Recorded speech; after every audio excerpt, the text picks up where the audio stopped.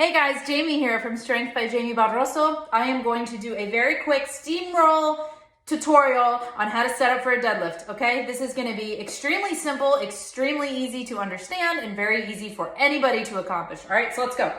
First things first, this is a conventional deadlift tutorial. This is your standard conventional deadlift using a barbell. The first thing to note is that you need to have bumper plates. If you do not have bumper plates and you only have small plates, then you can do one of two things. You can either roll the bar with the smaller plates onto some other plates to elevate that bar because you really want it to be about a third up your shin, or you can put it in these safety bars here in a squat rack if you have one, okay? But I'm gonna go forward assuming you have a setup just like this.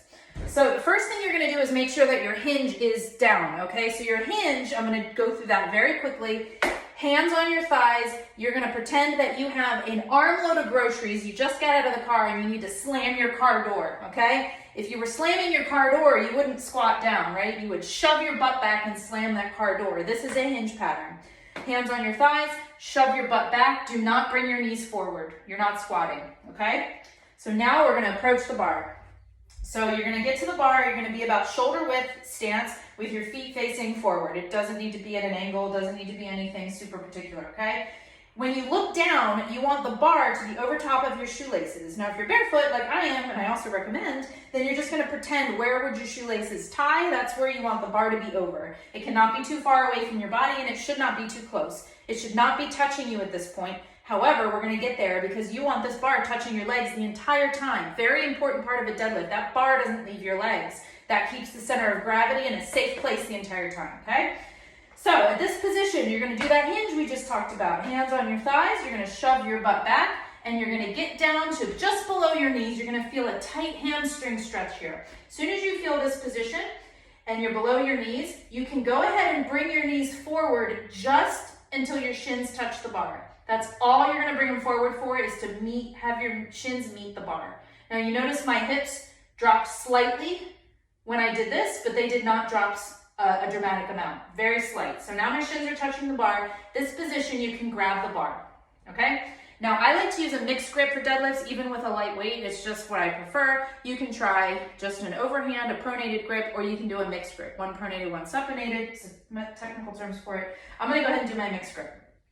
So you come down, hinge, hinge, hinge, don't move your knees until now. Moving my knees forward, grab the bar. You're gonna grab the bar just outside your legs. So your arm is gonna be touching your legs, just outside of them, okay? So you're not ready to lift yet, okay? This is the complicated part. I have a lot of stuff to say now, okay? So listen up, because all this is very important. Before that bar even leaves the ground, you got a lot of things to take into consideration. The first one is your lat engagement. These are your lats, they're kind of under your armpit, around the side of your back. You want to keep your lats engaged the whole time, which is going to help keep that bar nice and close, and it's going to help keep your back in a safe position. The way that you can do this is imagine that you're holding an orange in your armpits, okay? Or lemon or lime or citrus of your choice, okay? But imagine that you're holding that in your armpits and you don't want it to fall out. When we hold it there the whole time, but you also don't want to like pop it open and get juice all over yourself, right? So you're just holding it there nice and firmly. That's going to keep your bar nice and close, and it's going to keep your lats engaged. Okay? The next thing that I want you to focus on is creating tension. So you got to create tension before you even lift this off the ground. All too often I see people just lean down, grab the bar, and pull it up. You don't want to do that, okay? This is how you can mess up your back, is just by doing it that way, all right? You're not pulling this bar anywhere. I'll tell you what you're doing. So the first thing you're going to do is you're going to create tension. You're going to do this by, listen to this sound, ready? Did you hear that? It's very slight. It's kind of like a clink. That clink is the sound of the barbell hitting the roof of that hole inside the bumper plate, and that is me pulling the bar just enough to make that clink without actually lifting it off the ground. And when you do that, you're going to be creating tension throughout your entire body before you even lift, okay? So you're going to pull it back, take a deep breath in, tighten that core, shoulders back, okay? Nice and tight. Now at this point, I'm going to give you some analogies. From this point here up to your knees, it's a leg press, okay? You're pushing the ground away from you. You're not pulling the bar. This is all mental. You're not imagining that you're pulling. You're imagining that you're pushing the floor away from you, and it's a leg press. From here to your knees, leg press. From this point, as soon as you've cleared your knees, and remember that bar is still touching, it's literally touching my knees right now, it's a hip thrust.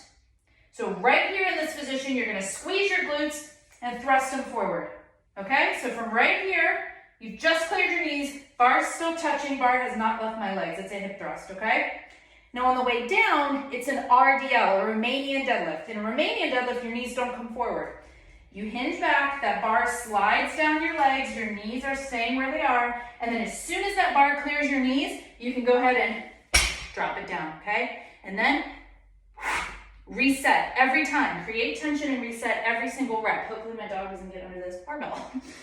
So again, reset, tension, leg press that bar up. As soon as it clears your knees, hip thrust, Romanian deadlift down, clears your knees, and you can pop it back down, all right? Again, leg press it up, hip thrust it forward, Romanian deadlift down, clears your knees, let it drop, okay? And that, my friends, is a perfect deadlift. Go get them.